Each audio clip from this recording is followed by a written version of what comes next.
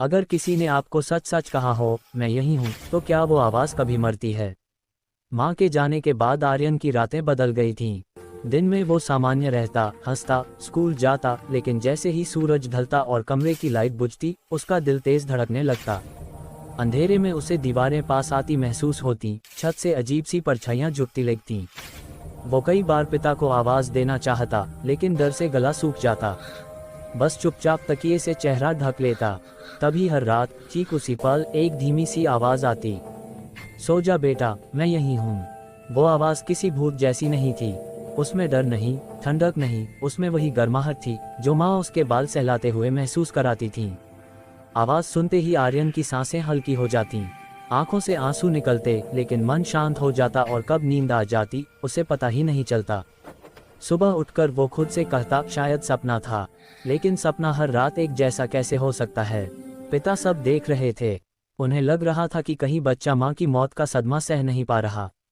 एक रात उन्होंने दरवाजे के बाहर खड़े होकर सुना।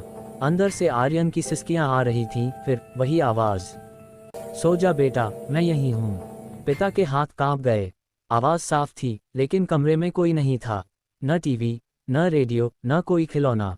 उस रात उन्होंने मोबाइल रखकर रिकॉर्डिंग चालू कर दी। जब अगली सुबह रिकॉर्डिंग सुनी गई, आवाज़ वहाँ थी, बिल्कुल वैसी ही। मगर तकनीकी जांच में जो निकला, उसने उन्हें और उलझन में डाल दिया। आवाज़ की दिशा कमरे के बाहर या भीतर किसी जगह से नहीं मिल रही थी। जैसे वो हवा में नहीं, किसी और जगह से आ रही हो। डॉक्टर, काउंसलर से बात हुई। आखिर एक डॉक्टर ने शांत स्वर में कहा, ये कोई बाहरी आवाज़ नहीं है, ये बच्चे की यादों की आवाज़ है। माँ ने जब जब कहा होगा, मैं यही हूँ, वो शब्द उसके दिल में बस गए। डर के समय वही शब्द उसके अंदर से निकलकर उसे संभाल लेते हैं। उस रात पिता आर्यन के पास लेट गए। लाइट बंद हुई, अंधेरा आया, आर्यन का शरीर फिर सिमट गया।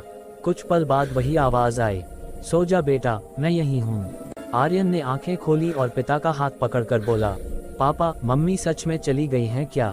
पिता ने उसे सीने से लगाया, आंखें भर आईं और बोले, जिसका प्यार सच्चा हो बेटा, वो कभी जाता नहीं, वो दिल के अंदर रहता है।